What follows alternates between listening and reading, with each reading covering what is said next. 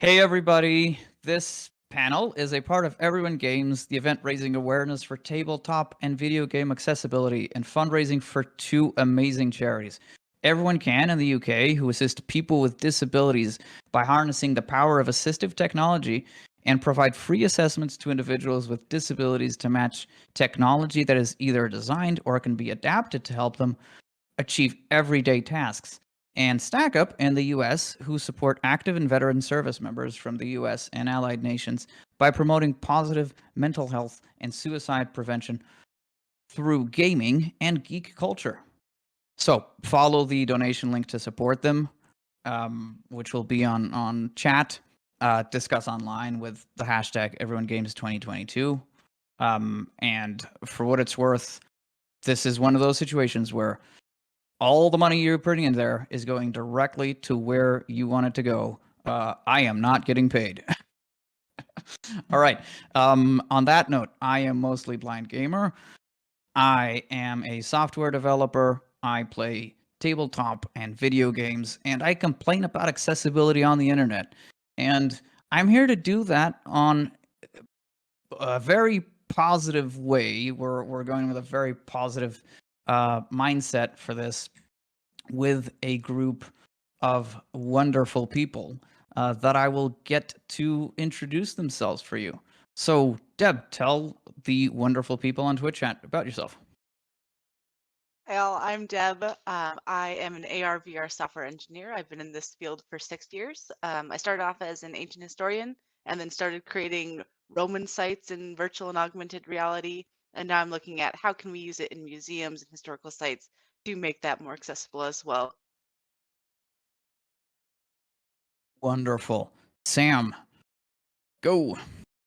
Hey, I'm Sam Proulx. I work at Fable over at makeitfable.com, and we really focus on making digital products and services accessible by involving the voices of people with disabilities. So I'm really passionate about the power of integrating people with disabilities into your accessibility efforts, and I'm really passionate about platform accessibility because if every indie game and every small website and every tiny app has to build accessibility features from scratch, it's not going to work. We've seen that in the corporate world. We've seen that in the website world, and I think we're coming to realize that in the gaming world. We need to be bringing console makers, and we need to be bringing platform makers like Unity and Unreal and Valve and all these folks on board with accessibility, so that game developers who want to create accessible games can leverage features that exist for them and can perhaps even, might I say, have some accessibility by default in the same way that, for example, it works on Apple phones. If you're using the Apple controls, you get accessibility baked in. That's me. Absolutely. As an engineer, I do not want to reinvent wheels. I would take a long time to polish that rock. Andrew, tell us about yourself. So I'm Andrew Bromilow. I work for the charity Everyone Can, which is the charity in the top right corner of the screen. And I'm an access specialist, so it's my job to go out and meet people and show them what tools can make things accessible. And then what I'm really passionate about is I do an awful lot of work where I link up with someone's occupational therapist or their support team, and then use video games as a way of leveraging more skill and more technology into what they do. So at the moment, I'm doing a lot of work with communication devices and using playing games on them to speed up someone's communication technology advances and things like that. Excellent. And to round off our table, SightlessKombat.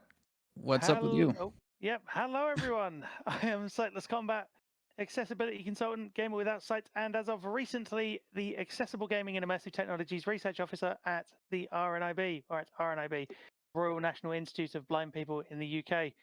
And yeah, I've been doing this for a long time. I create content, so I write accessibility reviews. I stream on Twitch.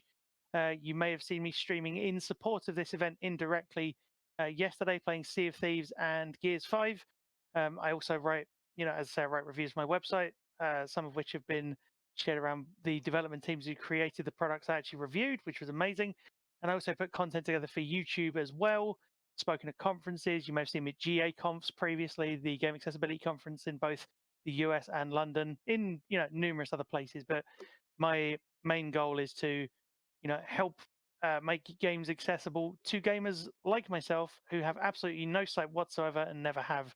That's kind of my main goal. But of course, once you start making games accessible to gamers without sight, then you can unintentionally make them accessible to gamers with other disabilities as well. But I'm sure that's something we will cover. But thank you so much, MBG, for having me on for this panel. Really appreciate it. Absolutely. And I'm so interested in you guys that yeah, I said I was mostly blind gamer. I also answer to MBG and to Phil, which is probably more comfortable for most people, but I live on the internet. What can I say? All right. So, I think we can all tell that this is a broad group of individuals with knowledge and accessibility and in gaming from different and interesting directions. So I really look forward to everybody's thoughts on what we're going to get into as far as video game accessibility goes. The way I see it, and I mean, you can tell me I'm wrong, but it's I feel like it's a good enough of a framework to start on.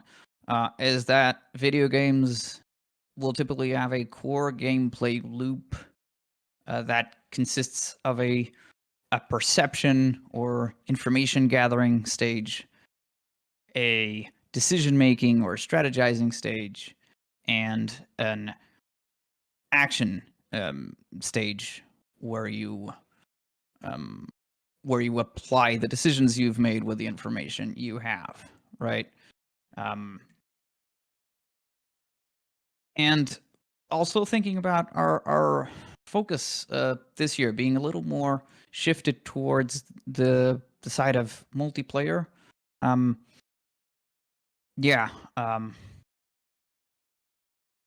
wanted to go over what you guys think are the key steps here. But well, maybe let's start from the start. So, for a disabled gamer, what's the state of the world right now? If I have a disability, what should I go buy, or otherwise, get to play if I want to play video games with my friends? If I may, do you mind if I step Yeah, in? go ahead. So, I mean, of course, the first question is, it depends on the disability. That's the first variable really to consider.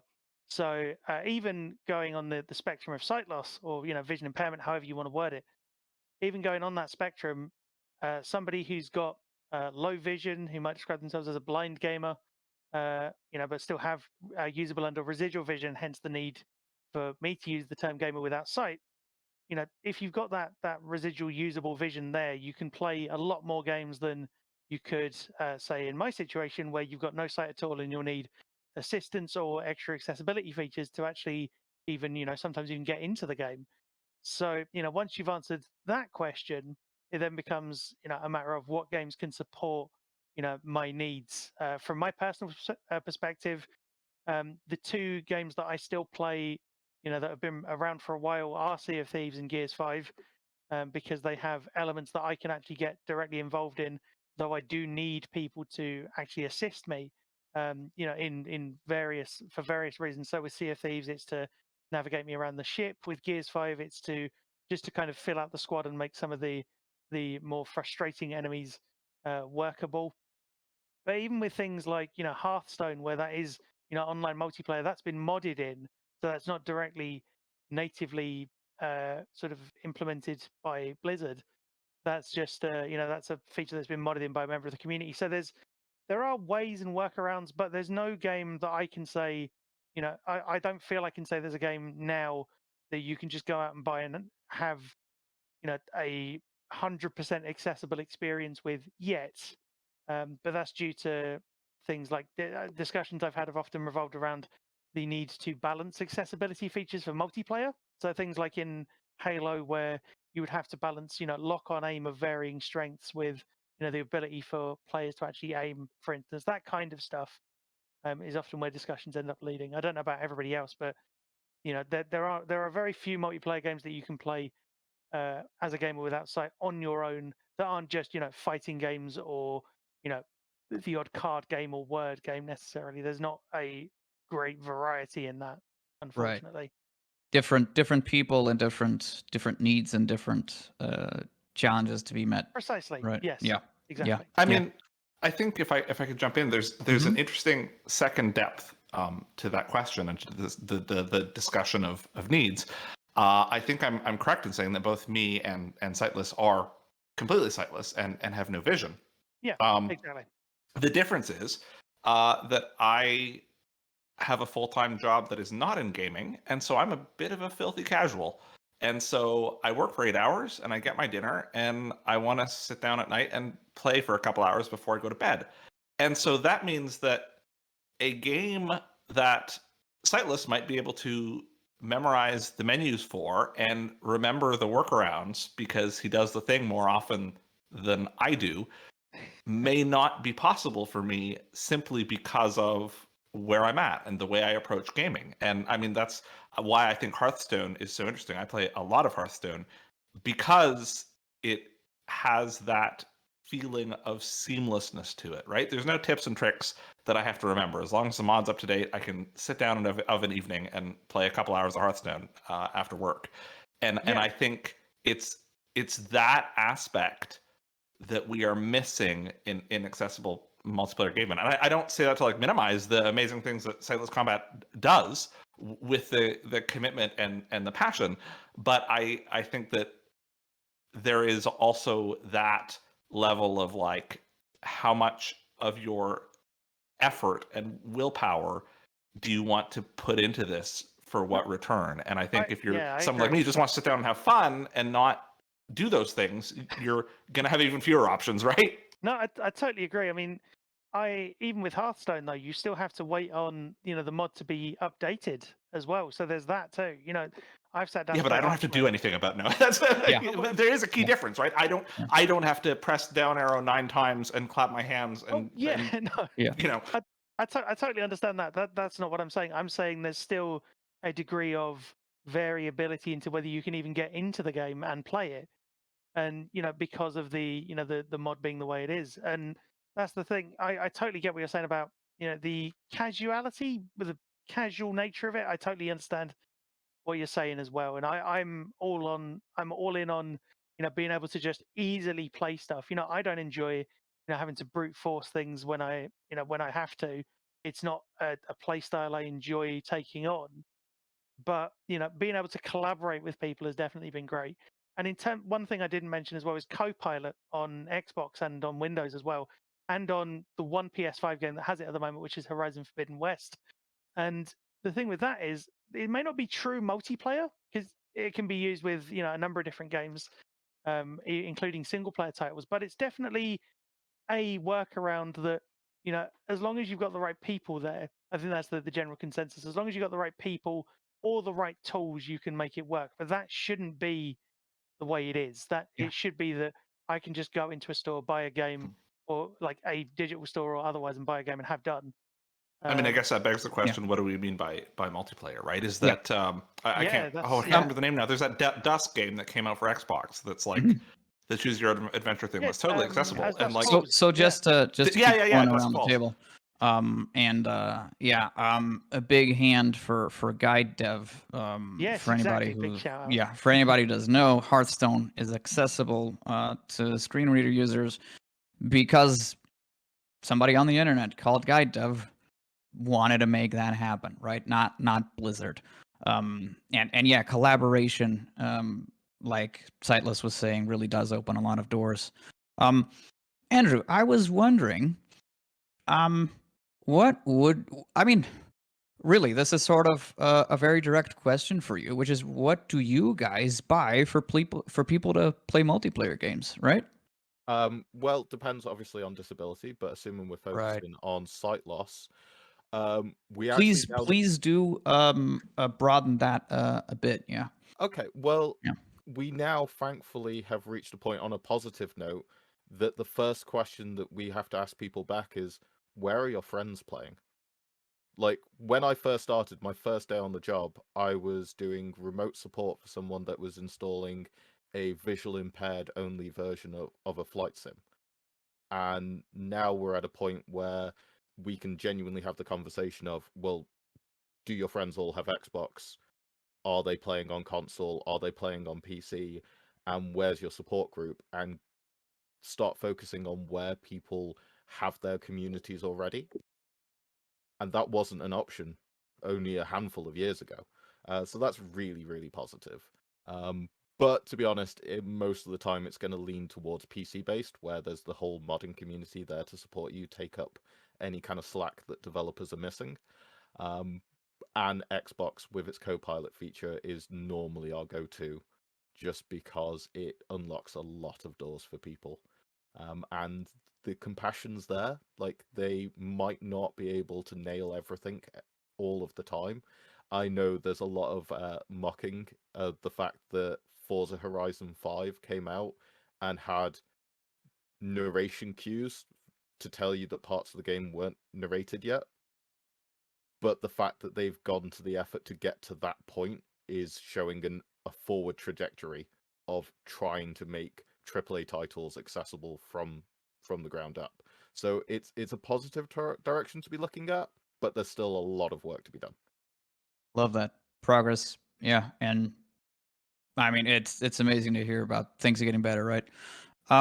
So Deb, if I happen to have a VR headset just over there, and I'm pointing to my side, what can you recommend me, and what would you recommend someone with a different disability, right? What's happening in that field that is hopefully just as positive as was what Andrew was talking about? I was a little bit sad we started on PC gaming rather than saying, oh, everyone needs to buy a VR headset, because obviously we can all grab the controllers or to see different things inside of the headset, or we can hear all this stuff, right? Because VR is totally accessible. Oh yeah. I am saying that in jest because we do Sarcasm. know that the technology is inherently a little bit inaccessible at the moment, but there's so much going on right now. So if you want to play multiplayer, I would say that some of the great things about VR is that you're, well, especially because basically the best thing that you can get right now is the Meta Quest 2. You can open up an application from your phone, so you can use your screen reader on there, or if you want, you can also just use the headset to open it up. It does help a little bit. You have different, some games are saying, okay, you can have the controls to change your visuals, you can change your audio, you can use subtitles or captioning. Um, there are issues, of course. I did see one game. I think it was one where you play tennis, and I can't remember the name of it. Not tennis, but what's the one where you have it on the table? Table Tabletop tennis, tennis? ping pong. Yeah, that game. You did have a Right. multiplayer, and you can actually like change the colors of the table. You can change the color of the ball, that sort of thing. And so that was really cool to see. But inherently nothing multiplayer at the moment. I think people are really working on, okay, can we use things like pinging or sonar, or what can we do? We don't really know yet. And there's so much to think about, because especially when we're thinking about VR, the controllers are really bulky and hard to hold. You can't wear the headset for very long because it really hurts your head. So lots and lots of issues going on at the moment, but we're making progress. Right. Right. So that sort of shows an interesting pattern. It sounds like a PC is probably the way to go because games have been on PC for the longest, and then um, the consoles like a PlayStation, Xbox, right? And the new kid on the block, if you will, still has some tricks to learn, right? But it's again, if everything's on an upward trajectory, that would be fantastic. I'm And interested. It's interesting that nobody talked about mobile, because there are a lot of mobile games that are becoming AAA titles, or at least that are having as yes. much money dumped into them as AAA titles. And there is first-class accessibility support for almost every disability on both Android and iOS. And so it's interesting to me. Maybe again, it's coming from my perspective as a casual gamer, but like nobody's go-to was mobile. I think it's because as well, mobile has a historic leaning towards things like card games and word games and sort of dice games and things. At least from my accessibility perspective, that's often what's cited. Arguably, I mean, of course, with stuff like Eldrum, the sort of what was formerly Untold RPG, that kind of stuff, and maybe the choice of games as well. There have been efforts to branch out, but we haven't seen. I mean, you said there's AAA, money of AAA developers standards being pumped into mobile games and accessibility for pretty much every disability on operating systems on mobile. But those two things haven't, as far as to my knowledge, those two things haven't been sort of put together. So Right. So if you'll let me chime in for of context, course, something like Call of Duty Mobile. yeah, PUBG Um, Mobile or Genshin Impact. If I'm Yep. mispronouncing that, I apologize. Something yeah. like that is likely to be making a lot more money than a whole host of games on traditional platforms, right? So that's interesting, and yeah, I get that. Yeah, those two things have been connected. So yeah, that's the context I wanted to bring in. Do go ahead. Yeah, no, that was pretty much it. Like it's those two, they're sort of two halves of the same whole, but they haven't been put together yet. So what I'd personally love to see is whether it's single or multiplayer doesn't matter, not really. I mean, for the context of this panel, of course, multiplayer would be ideal, and it would be great to be able to participate. I think it's it reflects back on an earlier question of where do your friends play. Sometimes your friends all play mobile games anyway, but you can't join in, and that's what really frustrates. It's the lack of the being unable to integrate culturally and socially with this. So, if I know people are playing, say, Call of Duty Mobile, and I want to join in, I can't go and join in. That's not a thing I can do yet. And the accessibility is there on, say, iOS. The accessibility APIs, implementations, etc., are all there that mean that you could join in if the game knew how to talk to the operating system. And I think, Sam, that's kind of your wheelhouse, really, in terms of and that's your side of things.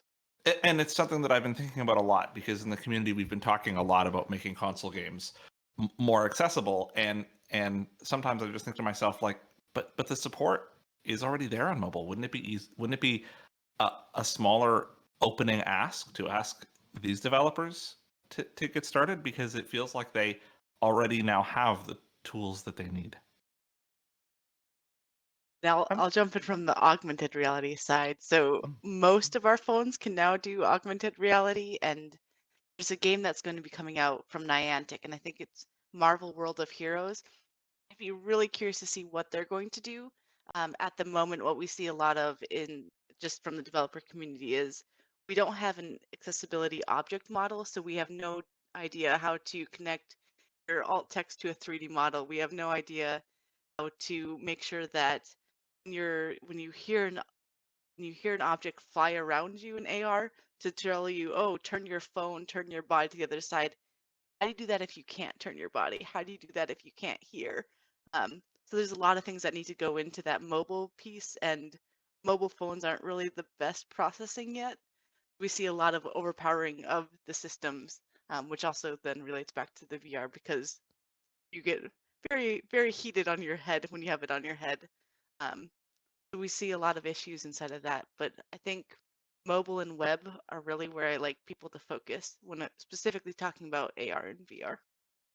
Yeah, and you bring up an interesting point on things that aren't modeled, right? Because for web accessibility, we have to put it in the most basic and Sam will tell me awful terms. We have a checklist of things to go through, and if you got that, you're roughly in the ballpark of something that's accessible. And we're missing that. First, we have people treating it as a checklist like that for web. I will say that Microsoft has been making great strides there in putting together guidelines for developers to help them get started, to go over the things they need to be thinking about, as well as in putting together teams of testers to actually get developers and people with disabilities connected. And I think we're starting to see that transfer between Xbox and PC. Sightless, you probably have more insight into that than I do.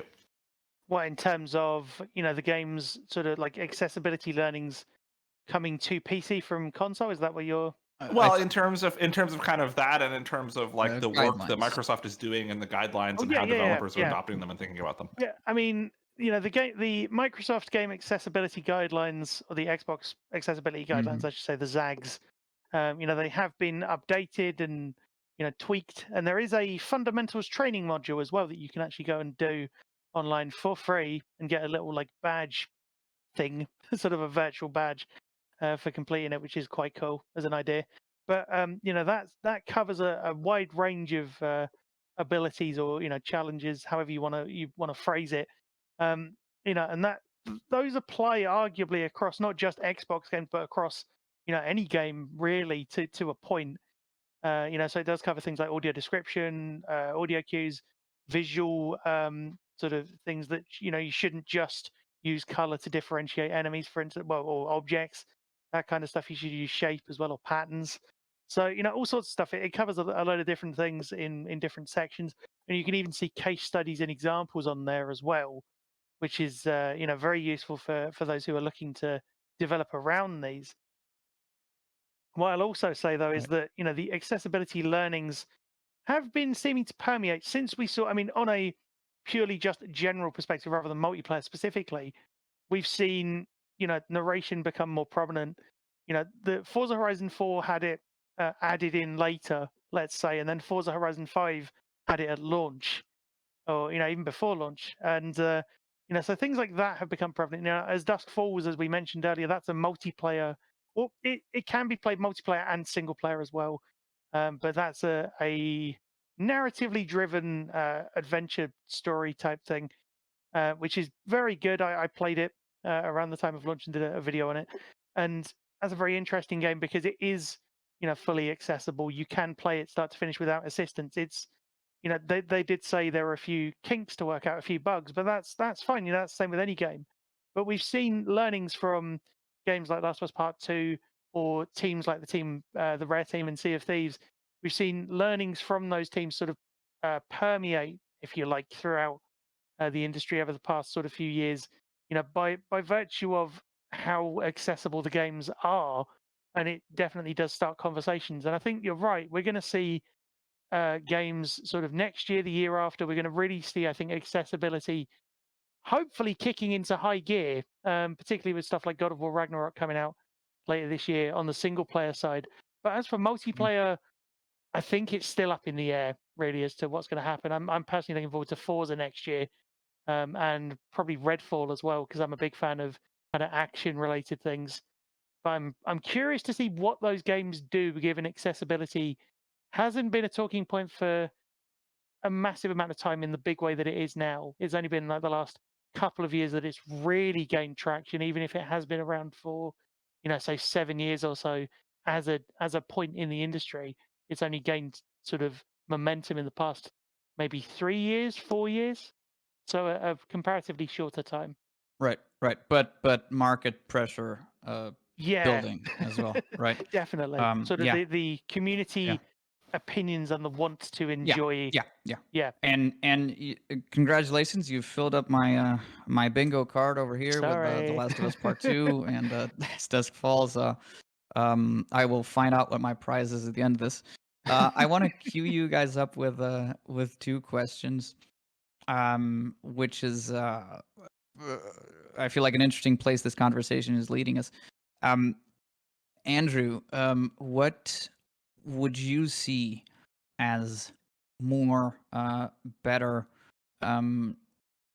guidelines that should be followed in video games to make your job easier, better, more rewarding? and then sort of coming back around on the guidelines. I wanted to hear from Deb what a possible WCAG or the Xbox accessibility guidelines would look like for something like XR. Well, not something like XR, the broad term, right? So Andrew, what are you missing on this checklist, right? I mean, for us, really, it's moving the accessibility auditing of games to before development starts is the biggest priority we have for us, because we are, especially at the charity, we are access specialists. If you're unable to hold a controller, we've got you. If you can give us even the smallest reliable, repeatable movement, we can get you playing almost any game. But when it comes to visual impairment, if the developer hasn't put the work in, it's really too late. And so making sure that we are not treating accessibility like localization. It's not something that you do at the end of the game and go, right, and now how do we make it like readable to people that don't have eyes? It's no, this comes right at the start. And it's great to see Forza is my example of this. Forza 5, Microsoft set out their stipulations of they wanted the game to have this minimum level of accessibility before the game started. More of that, please. Just increase the scope of that. I've done some work with the BBC, and believe it or not, at the time that they were doing it, they were operating a system where they requested the game they wanted to be made. They then farmed that out to developers. That was then sent back for the accessibility team to audit, and then it was sent back out to another team of developers to then add the accessibility features. And then it came back for them to turn around and go, this is worthless, why did we even bother?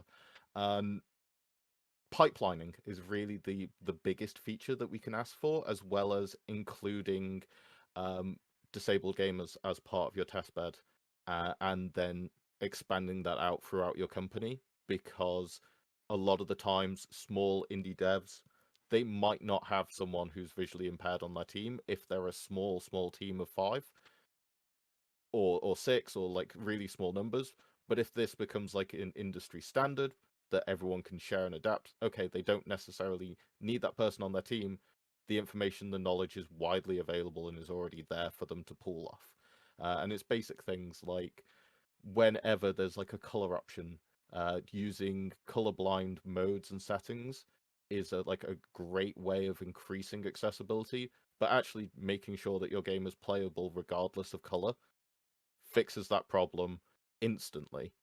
And there are so many good gameplay ways of doing that there's just better methods. So yeah, I think I've talked round and over your question, and I hope I answered that somewhere in the middle. Yeah. You can't take a motorcycle and slap another couple wheels on it and call it a car, right? What an analogy. It's great. He's used it a couple of times, but I still love it. Agreed. I'm in love with it. I'm gonna write a book about it. So Deb, yeah, moving that background to you, like I said, I guess this is turning. What is your wish list for these guidelines for your field? Just want guidelines like the WCAG. I think one of the hardest things about being a VR and AR developer is there's nothing out there. I mean, we have some user requirements that people have looked at from like the BBC, from the W3, XRA. So the XR Association has a brilliant developer's guide, but we don't really have anything tangible yet. So here's how you write the code to do that. And I would love to see more of that. I think we have really broad guidelines, so things for like visual guidelines, audio guidelines, and mobility guidelines. I think the big thing is just making sure that users can change stuff inside of everything that we're doing. But we have things like make sure that you have proper color contrast. Does that color contrast need to be like the WCAG says, so 4.5 to 1, or does it need to be more? Because sometimes you're overlaying any sort of content on the real world probably needs to have stronger color contrast, probably needs to have a transparent background. But at the moment, our guidelines are a little bit iffy and all around, and no one really knows how to implement it. So if anyone wants to create guidelines, we'll probably have at least 6 sets of guidelines before we decide, okay, we'll WCAG it and call it good. I mean, if I can jump in, I wonder too how much of this comes from or needs to come from the platforms, because like ARKit by Apple is not going to work the same way that the Quest 2 by Facebook works. It's not going to work the same way as the Valve headsets. It's not going to work the same way as whatever Google does next year. And no developer is drawing pixel by pixel in VR, right? It's all being abstracted away from you by libraries anyway. And so you're already kind of coding up objects and interactions and these things. And so I wonder how much of that really does need to come from the platform, because in a similar way, I don't think every blind person wants to learn an entirely new way of having VR data presented to them for every single game that we play, right? I think we've come to the point where like, oh, VoiceOver on Mac tends to work this way, and NVIDIA and Windows tends to work this way, and I think some of this does fall onto the platform developers, whether they're Google or Facebook or Microsoft or Valve or whoever, because you want to be able to say, oh, I'm playing an Oculus game, I'm playing a Quest game, so that it's going to work this way, or I'm on ARKit and I'm using Apple's thing, it's going to work this way, and sort of know that and have that comfort, and I think that will also make it much easier for those smaller dev teams that we were talking about. So you're I think there's maybe. a lot of. Sorry, Deb. Oh, go ahead. I was going to say, so Sam, you're talking like device standardization. Is that what I'm getting from you? So if it's on, say, Oculus, it works one way. If it's on, ARKit, it works a different way. But Exactly. And when the developers way. create, I don't know, an object in the VR space, if they use the APIs provided by the device and the platform, then it maybe gets some accessibility features built in, right? Yeah. And I'm sorry if I get too technical here. Again, developer, somebody will let me know if I'm rambling. But I think what we're all sort of settling on is guidelines for how to make these things happen, and game engines having these operating system, whatever that may be, connections built into them, and in a way that a game developer does not have to, like we talked about, reinvent the wheel, and can just sort of plug it in. Yeah. Which yeah, is you can't. When you say to a voiceover, hey, or when you say to a developer, hey, voiceover is on the iPhone, but you can't use that. You have to build a whole screen reader by yourself from scratch for your game. That's a pretty big ask, isn't it? Yeah. Andrew, I think you wanted to chime in. I really just wanted to throw in onto the VR development side of things, because it's a personal grief that I have, especially with VR headsets. Oh no. The fact that there is just a desire by developers that they have to chase the new shiny technology, and therefore we have to have our game run by having the hand-tracked touch controllers, when just leaving in the functionality to use a standard controller as well would open so many doors. And the developer has chosen to put a gate or a barrier there that didn't need to be. Because the Oculus Quest 2s, all of them will accept an Xbox Adaptive Controller as an input device, and then the list of games that will accept it is shockingly small. And I would love to be able to put a VR headset on one of the adults that comes to our center, and then hook up a joystick that's basically identical to what they use in their electric wheelchair, and then you have a 1-to-1 ratio of their normal movement to their movement in game. There are so many great opportunities and toys that I would love to play around with for that kind of thing that has just been gated behind no, we've got fancy hand controllers, we're going to have to use them for everything, even though there is actually no need. And so I think the real point where VR experiences become accessible is when they are not locked off to being purely VR experiences. when VR is like an option, but you can also access it through a web page or access it on the device that works for you. And maybe that's blurring VR and then AR on your phone. But Danny's kind of smiling, so I'm wondering what she wants to say on that. Yeah, Deb. I have so many Absolutely. thoughts. It's your time to shine. Go on. I'm gonna bounce around a lot because I'm so excited. So to the platform piece, I think we really need to have everything start working together, right? So um, on the MetaQuest at the moment, and I'm going to probably say Oculus at some point just because that's what I got used to, right? But on that headset at the moment, you can change your text size and you can change like your color options, you don't have any other options. Like you don't have a magnifier, you don't have a screen reader, you don't have the ability to say, well, hey, I'm not going to use my hands, I'm not going to use my touch controllers. I'm actually just going to use my keyboard and or an adaptive controller, whatever I want to use instead of that. And that gets propagated through all the games. And I think we really need that. Another thing I think, as well as opening up, okay, there's so many things I want to say. Opening it up, I think that's where the WebXR really comes in because you can use it on websites. You can actually use it on smart fridges. So if you have a fridge that accepts your internet, you can go to a WebXR thing and you can see it there. You can also just put it in your headset and be immersed inside of it too. And I think that's my favorite place is using the web. It's not quite powerful enough yet, but I hope that's where we're going in the future. And then also just we're looking at things like ARKit, and I don't know how this necessarily acts, but we know that Apple is usually fairly accessible. Is AR there yet? Not really. And I think it's just because that middle piece of having that API to call to isn't quite there, to the point of not being able, like the shockingly low amount of people who can actually accept different controllers on the Oculus is, I think that's because they had a closed walled system for quite a while. So you directly had to call the Oculus API in order to use your hands, in order to use your controllers.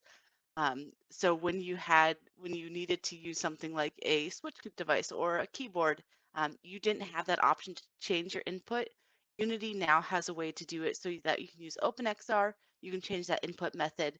It's getting a little bit better, but it's not quite great yet. I think it's really on the Unity, the Unreals of the world. Start adding that in a little bit easier, so that way people can develop to it in a way that actually makes sense. And then with that, I will stop being very excited.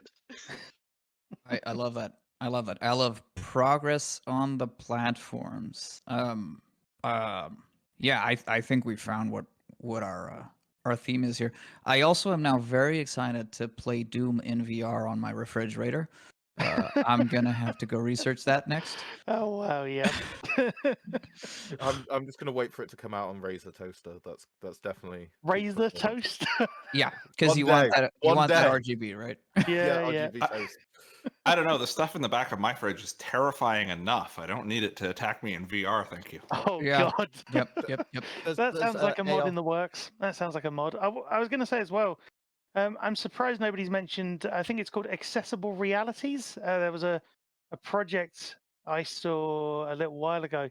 I think it was in Unreal 4, and there were a few demos shown off showing that as you navigated a space, it would actually describe, what you were looking at and that kind of thing, describe objects in, the VR space with essentially alt text, as far as I can understand it. I wasn't able to try it at the time myself, but it's definitely a project that I've been sort of keeping an eye on, pun intended.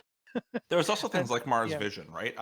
I start to wonder if sometimes maybe I don't think it's quite that, but I start to wonder if sometimes maybe there is getting a system that has access to the underlying code as well as having access to the visuals and to your inputs.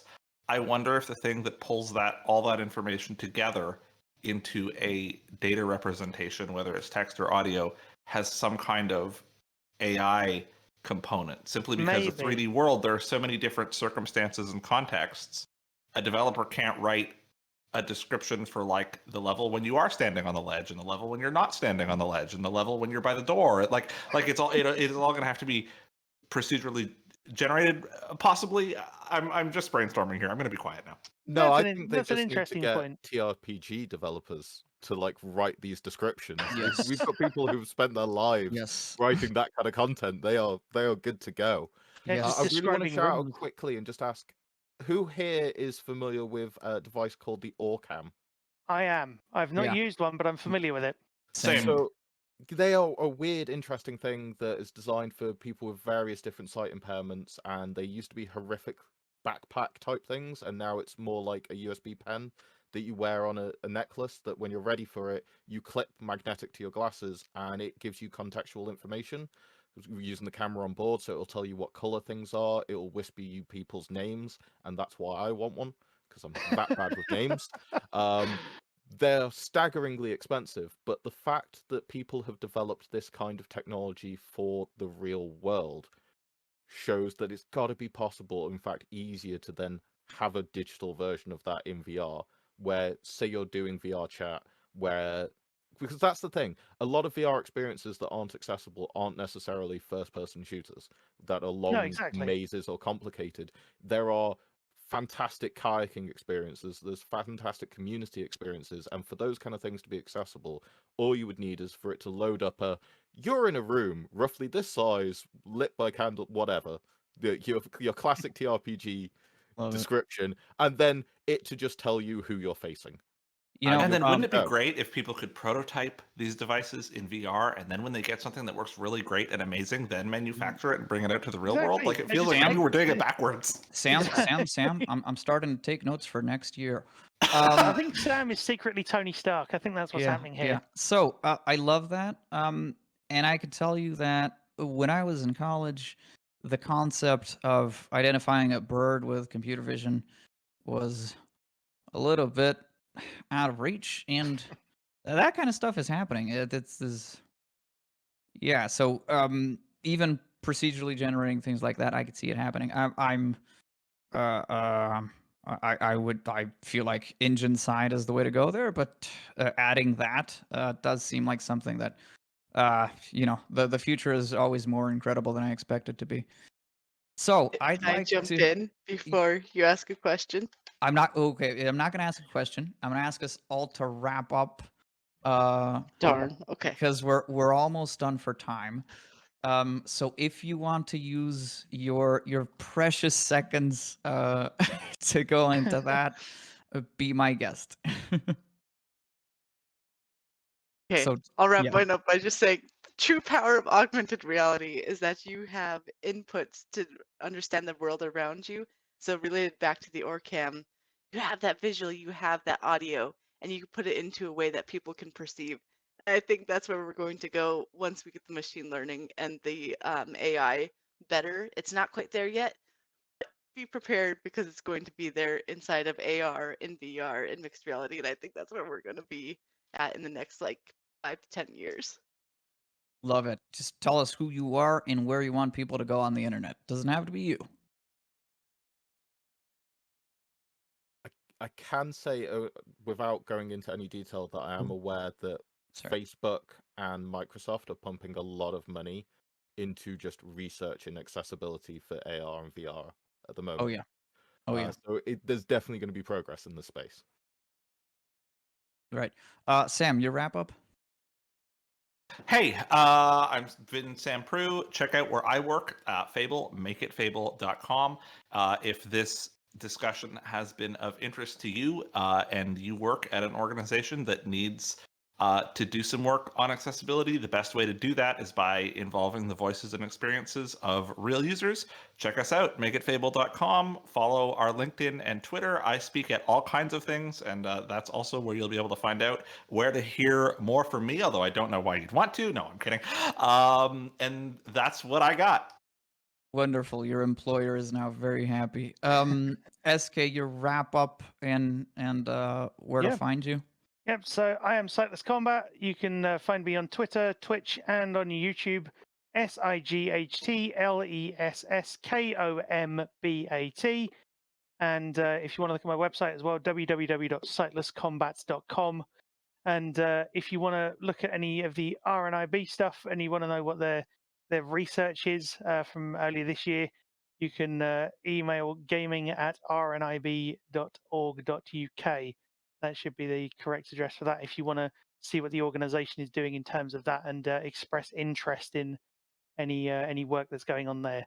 But yeah, if you want to talk to me about any accessibility stuff, do feel free to come along to streams, to you know, my YouTube videos, Phenomenal. comments, and all of that. Gotta love those affiliations. Andrew, do you want to real quick Okay, say make your real employer quick. happy? I'm Andrew from Everyone Can. If you want to raise the message or sound volume of the message that we're trying to give, please donate up in the top.